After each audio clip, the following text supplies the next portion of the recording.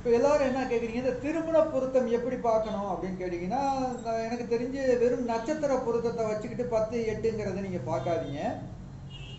உங்களுடைய அந்த 2 ஜாதகத்திலையும் 6, 8, 12 தசாபுத்திகள் வராம, ஓரளவுக்கு யோக தசை கூட இல்லாம இருந்தாலும், ஒரு 6, 8, 12 தசா இல்லாம, அதுவும் 7, 8 காம்பினேஷன் இல்லாம தசாபுத்திகள் நடந்துச்சுன்னா, கண்டிப்பாக அந்த ஜாதகத்தை நம்ம சேர்க்கலாம்.